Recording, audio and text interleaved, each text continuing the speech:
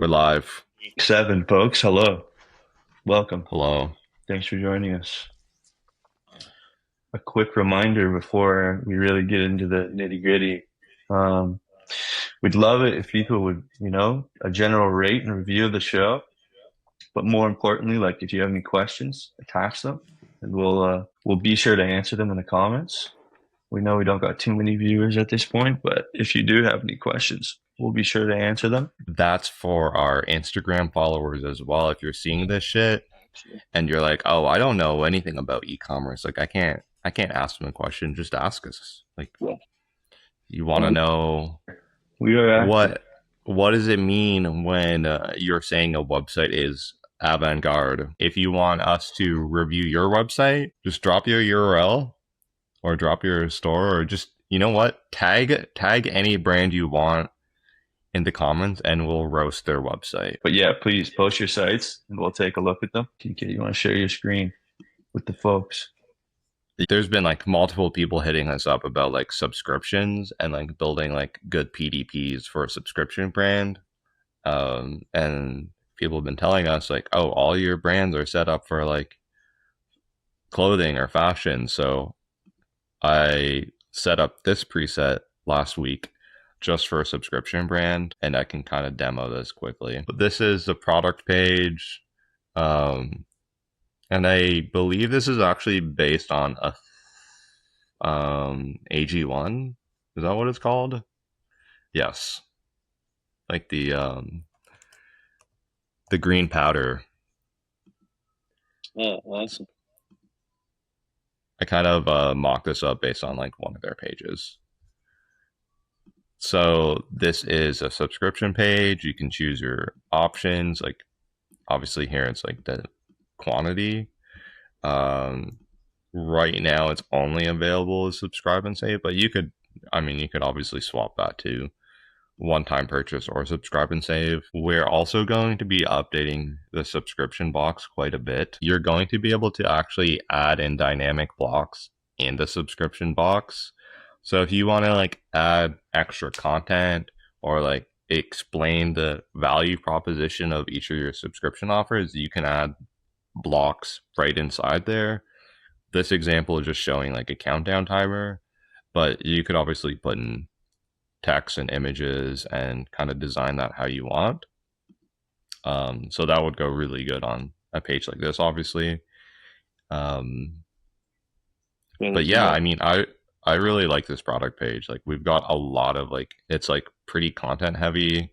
You got like testimonials here, like all these drop downs, um, highlighting like different offers and Yeah. their their their product offering here. Like, okay, you get free shipping, money back guaranteed. You can highlight all these different like highlights of your product. I think one of the most Um, important things to mention as well is this is all this is all possible out of the box, folks, with Slab. mhm, None of this you yeah, see is custom coded. Everything that's done has been done within the editor. that's for sure. Um, I like this section here, the supplement facts. You can click this and it opens up this pop up. I got a bit lazy here and didn't actually fill this out, but you could add in more details. You Point. could, you know, and not just say calories 40, but you could actually put in detail about your products like that you'd want to show here. Ingredients again opens that same pop up. You can obviously swap all of these images. Um, having some percent facts here. Again, really cool. Reviews, more FAQs. But yeah, this is a really nice, like content heavy landing page, product page. So I think it's a good example and it's a good starting point. So if you are using Slab, you can install this. You just go to the install page on catalog, you can install manually, and it just gives you the JSON files. So you can copy and paste these and you'll be set up basically in minutes with this template. How cool is that, guys? Come on. Check out catalog. That's nuts. No one else is doing that. Nobody. No one's doing that. Check out catalog, guys. Bam. What else? Thank you. worth looking into The new merch faction. Shopify. Let's open that bad boy. But Thomas is the initial placeholder image for a Oh, new yes. hat, in production hat. I'm let me open this up. Yeah, Dude. so I did do a photo shoot with Shopify. There I am on the website. I don't know if I like And this photo. I don't know if I like that photo either, but like, all good. It looks like someone told you not to laugh, like explicitly told you, don't laugh.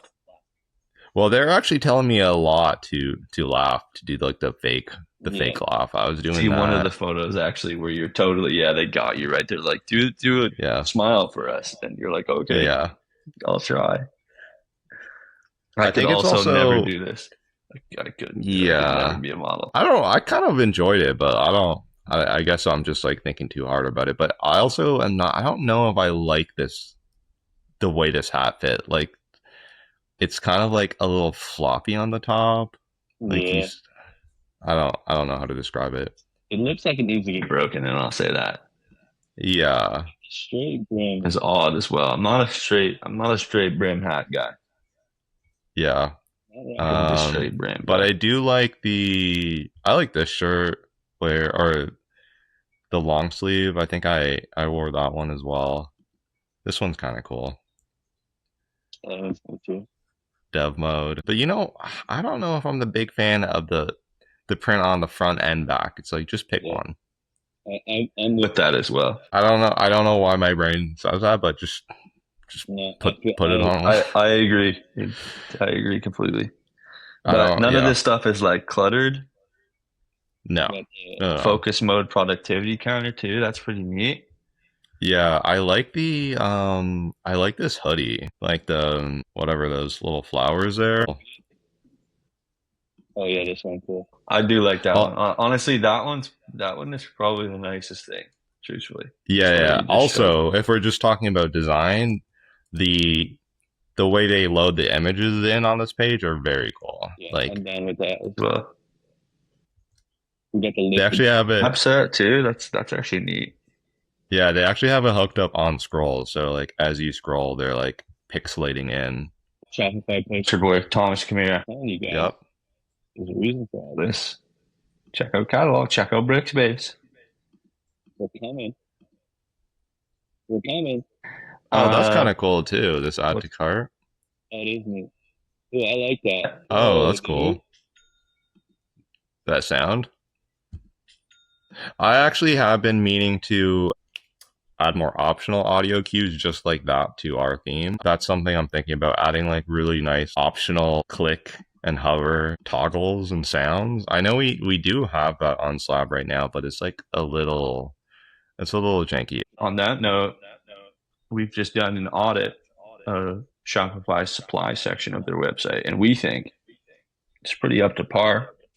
Not too much. We Change can do on the website. the audit. That is something that we are offering. We're working on basically a new application. Yep. On that a bit, Tommy. So we're calling that Glue, that new app, and it's very much in early stages. We're kind of figuring out how that makes sense to build software and build this as a product. And it's a little confusing because I think the more I think about it, the more I've kind of like realized software now, if it's like connected to AI, it just ends up either being you're rebuilding like a interface to manage an AI agent, or you're just writing text files that are just instructions. Like at one level, you can literally build really useful software that is just text documents, and then you just give it to a computer, be like, follow my instructions,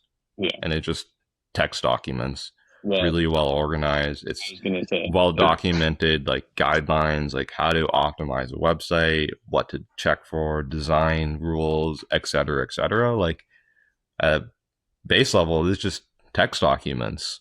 Yeah. So that's kind of what I'm working through now. Like if we go that route where it is just the text documents, you could connect that to your own agent, your own AI system. But then the results are going to kind of vary because it depends on how you use that. Yeah. But that is also like a super easy, or I don't know how to say it. I guess that's just like a simple way to build it, but I think we do want it to be a bit more than that.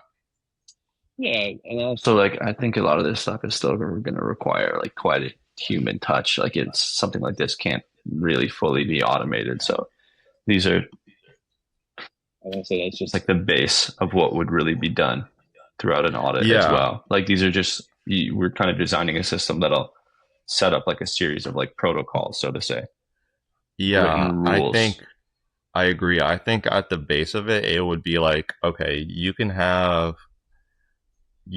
like the do-it-yourself audit, or you can have the do-it-yourself human expert integration, or like we actually review the audit and integrate the suggestions or implement the suggestions or test the suggestions and like actually A/B test that.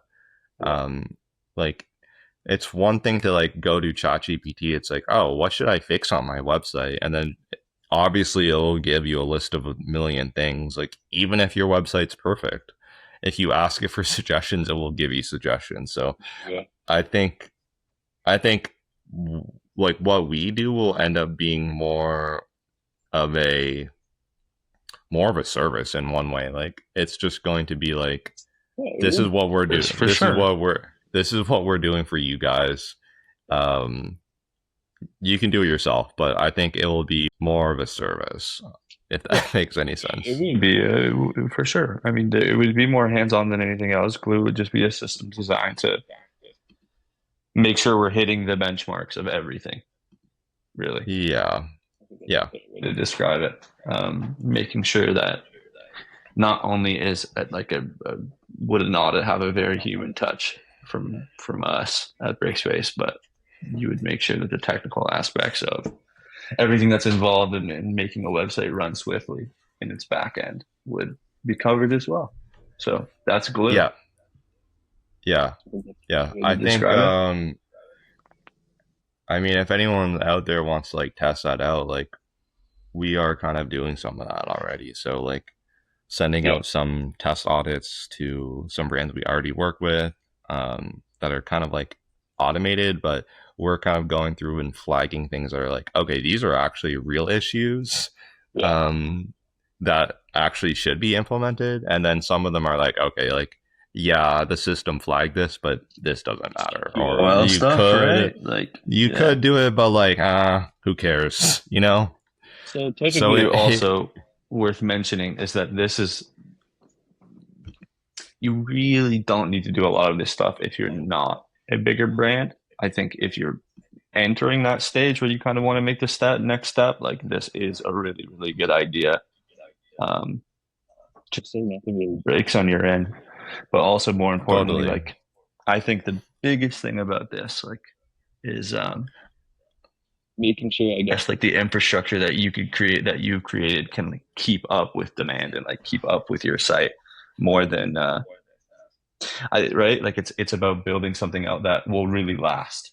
And that's I think the Yeah. point of what we're trying to do with these audits is make it so not only is your site running well, but like we make things better. If that makes sense. Yeah. Yeah, yeah, yeah. I was saying this on a call today. Like, I think it's a really healthy approach to look at like your brand website more holistically. And a lot of people strive for perfection, but like that's impossible. The yeah, only thing you can do is get something out, listen for feedback, and implement that feedback. And that feedback can be directly from customers, or it could just be like, oh, my reporting is saying this page is slow. That's feedback. yeah, Or this audit is saying this page has some issue. Like that's all goes into kind of a holistic brand view. Like what are my customers saying? What is the reporting saying? How is my website performing? How is the speed?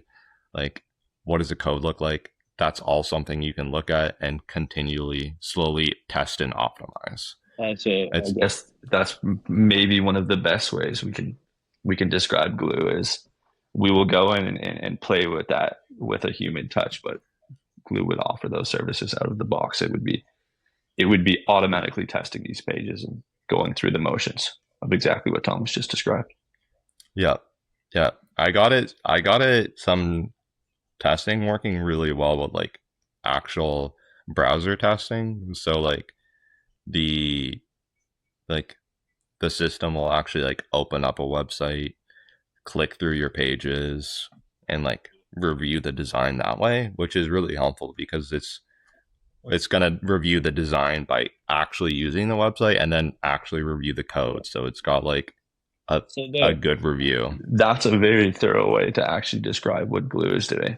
Like Yeah. we will go through and we will audit your website, but we are designing a system to put in place that will, I guess, automatically set up Flag a section things. of that audit and flag things, most importantly. Yeah. Yeah. And on that note, Of continuing to audit sites, we got some cool sites to show you guys. I think one of the coolest Mhm. ones that we've seen recently is Glow Up Studio, glowupstudio.at if you want to pull that up, TK. Yeah. Let me share my screen. Glow Up Studio. So these guys are using space, and I do like, I mean, I like the design. Yellow, the black and yellow is a good colorway. So good that people write songs about it, and I forget who they are, but Wiz Khalifa, Wiz Khalifa, black and and yellow. Steelers. I'm very down with this like whole color scheme. I'm down with the way they shoot their photos. I'm down with. They have some videos at the bottom that they've mocked up themselves too that they've made. Yeah. They're really cool. But really, these product pages, like this is what sticks out. Like this stuff is cool. Yeah. only a cool site. But they got some cool products. I really like what these guys do. Yeah. I mean, it looks like it's like I can tell they've like made some customization or like either this is like an app or like they actually customize this. Cool. But for the most part, this does look like pretty out of the box theme setup. Yeah. I'd say most of it is. Yeah. Actually, No, not even work to the gliders or the slider gallery. Like that's all that padding, all the trim around the edges of the photo, Yeah. all of our slider in here, like the actual gallery slider. This is all space out of the box. Yeah. Maybe Yep, some yep. very small subtle changes, but for the most part, no. I think this is all default. I think the only thing here would be this section here. That's like Yeah. this upsell section Maybe the bundle. Trim around some of the buy buttons up there, like the one stock, two stock thing too. Yeah, this is custom. Yeah. Which very cool. I like The or badges, the skew on the badges too. Like I think that's yeah. cool. cool lamps. I want one Yeah. actually. The donut lamp. The donut lamp, yeah. Lamp. The donut? Yeah, it is a This glazed donut lamp, dude. That's a Krispy Kreme lamp. Damn, I want a donut. I was just gonna say Krispy Kreme is good donuts, and I would eat it more if it was available anywhere near me. Honestly, Huh? yeah, we don't have them. That's what everybody wish Tom. Wants a happy birthday in the comments. He's like 47 years old now. 33. Yeah, So you're pretty close. yeah, Yeah. close enough. I'd say. about the same. Yeah. Boom, Yeah. big 33. You know what, guys? I'll Um. let you know right now. I'm gonna bring Thomas up some donuts for his birthday. Some Krispy Kreme donuts. I got one right down the street, so I'll bring you some donuts. Do you actually? Yeah, No joke. I will bring you Dude, a that's pack sick. of Krispy Kreme donuts for your birthday. Boom. Boom. I only ever eat them when someone else brings them, or I go somewhere and they're like available. I'm like, what? Where do you find these things? one time. And I actually remember this a couple years ago. So Some lore, some yeah, life that'd be lore cool.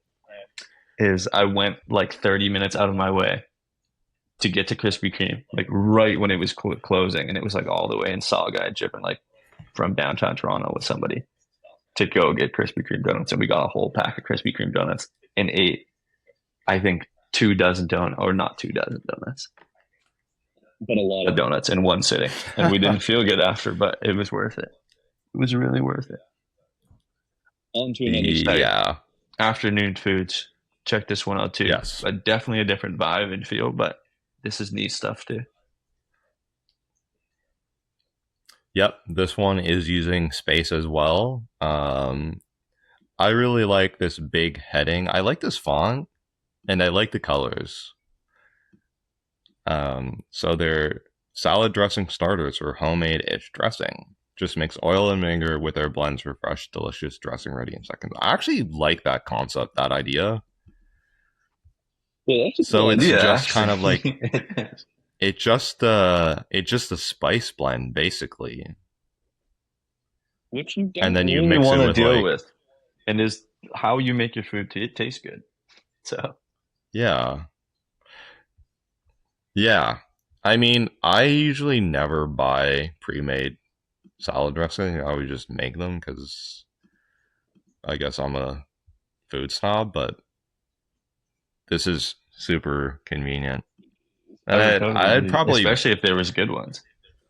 yeah, I would bet that this would be much better than a packaged one because, like, I mean, yeah, you just mix oil and vinegar and put that in and blend it. I like these like recipe pages they have here, and then they've got like the product call out for like what product is used in this recipe, like the Dijon. right there. Like on the spot. I agree. That is a Yeah, good idea. and they've got your subscription here, one time subscription or 2 month. Yeah. So it's $16 Description box is for still cool. Even the native one. It's cool you're doing a rework, but that's still, it's good. I yeah, see a yeah. lot of people use our out of the box subscription Oh options. yeah, yeah. I mean, all this stuff is like good. What we're doing with Slab is just like giving people the freedom to go the step further and do other things with it. I do Yeah. like all the colors on this. I think it translates well from like the package design like this to the actual website. Like they've got those like semicircle shapes that are like over here. Yeah. I think it all looks good. It does. They got it. This is That was a well designed page. Yep. Oh, you know what? This is also cool. They've customized this so you can. I've just had the Sunny Dijon dressing, and they can go upgrade to subscription and save 20%. That's huge. yeah, I agree. Which I do want to add that feature in the theme by default. Something we should do, honestly. Yeah, you can technically do it out of the box right now. If I can open up like another space theme, you would go add to cart, and then the only thing now is it just says edit, which you go to edit, and then from here you'd swap this out. Although that needs to get fixed, actually. Okay, well, let's ignore that. Finding bugs on the spot. Some hot takes. Some hot takes for the week. One of the things that we were just kind of discussing before our call was like, this is one that's been talked about like gajillion times, but AI replacing jobs, the robots coming for our positions, and especially for us in front end development with all of the tools that are in place. AI does replace some of the stuff that we do, but replace is a strong word, a really, really strong word. And I'm on the side of, or at least I lean towards the side of AI not replacing front end development anytime soon, even remotely. But I think Thomas would really have a lot of the answers for this. I guess it depends on how you define replace, but I would say in its current state, it's definitely like augmenting the job role. I mean, you can even see that now. There's layoffs happening everywhere.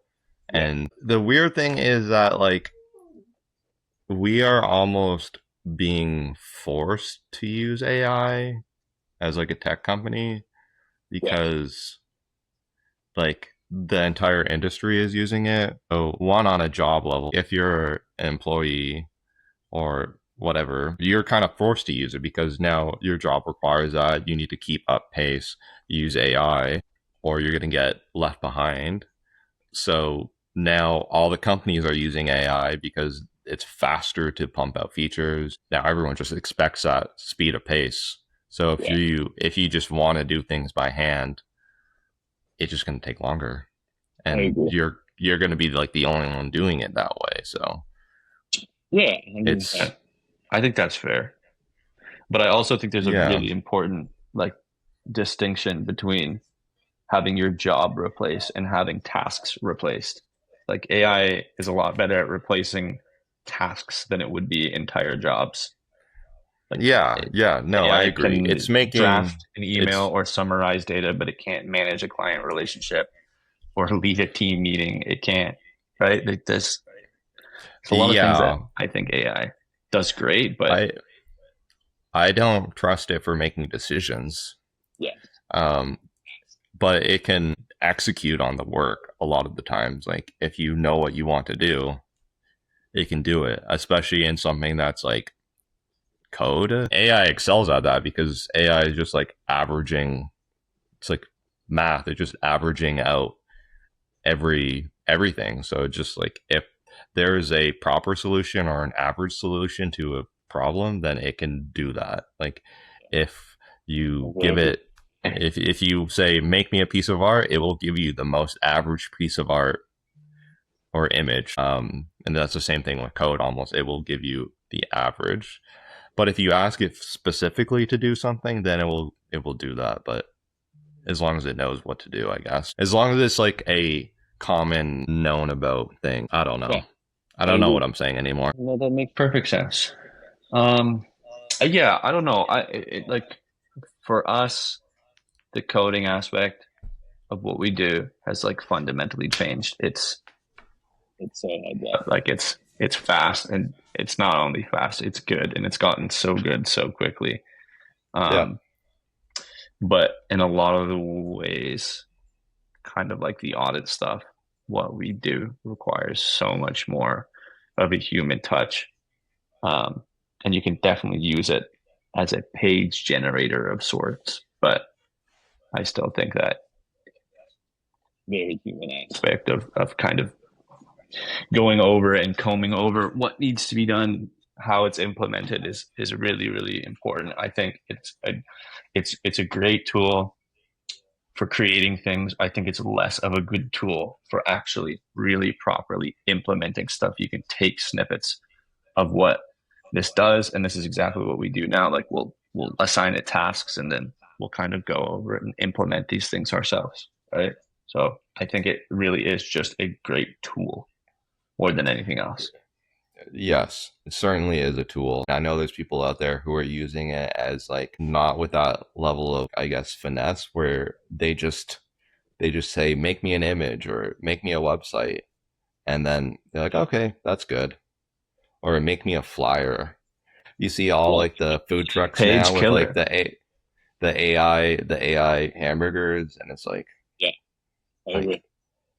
like even if you want to use AI for your website or your hamburger flyer, have some level of discretion. Please review your work, even if it's not Yeah, your work. If it's someone else's work and it's giving you an AI hamburger picture, like don't you know? Don't you know that that looks crazy?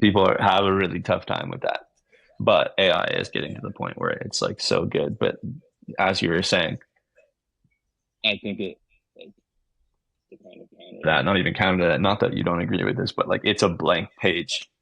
It's a blank page killer. Like you can have 50 good ideas and not know how to even start. And I think that's probably one of the hardest parts about like just creativity in general. It's like you can kind of have all of these ideas, and starting truly is the hardest part. And AI acts as like a crazy brainstorming partner that never gets tired. So Yeah, you can ask it for yeah, 50 weird concepts, and it instantly gives you like something good. to spark your idea. So in Yeah, that sense, it's like fantastic. But like Thomas was saying, be really careful about your AI cheeseburgers. You know what I mean? If those yeah, pickles look weird, like you should be able to, you gotta take it all in, and you gotta watch. yeah. But yeah, I feel like I have so many friends who are like so anti AI and like for good reasons. Like I am not I am not pro data center. I am No, not um pro all this. I feel like in many ways like I am being forced into using AI.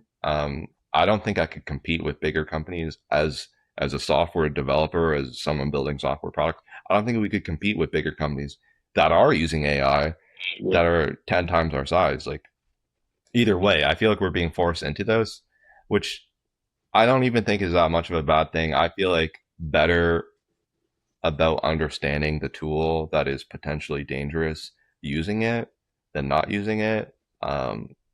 I Because completely agree with that. it's a tool and it could be dangerous. So I'd rather understand how to use it and how people are gonna use it against you.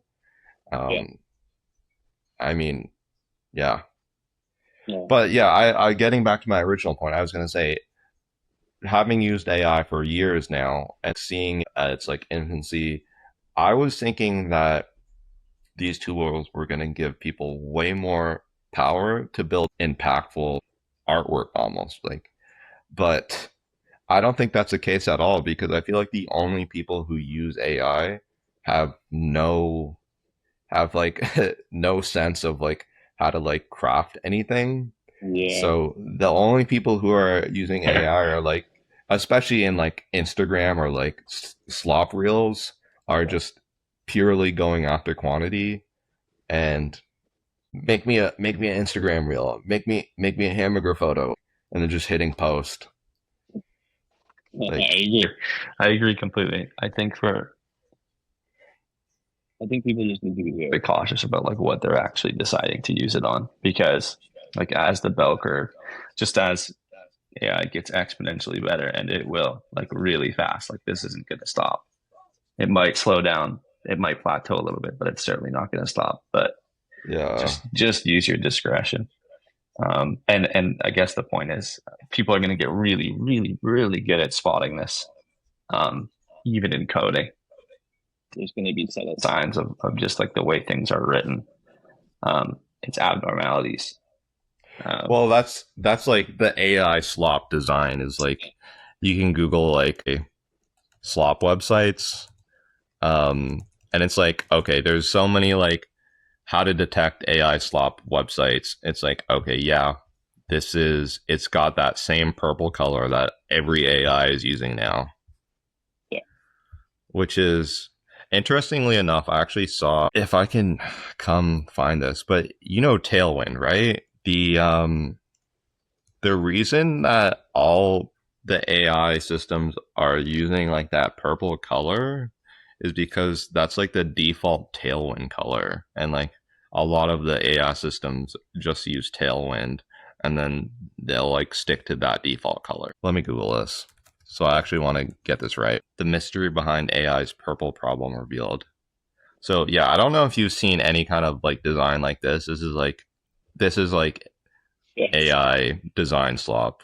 Looks the same as everything else. But yeah, why do all AI generated interfaces share the same color scheme? Even ChatGPT 5 can't escape this trend. Adam, founder of Tailwind, just made a confession. 5 years ago, he set all buttons in Tailwind UI to background indigo 500, the blue purple, and now every AI generated interface on Earth uses the exact same color.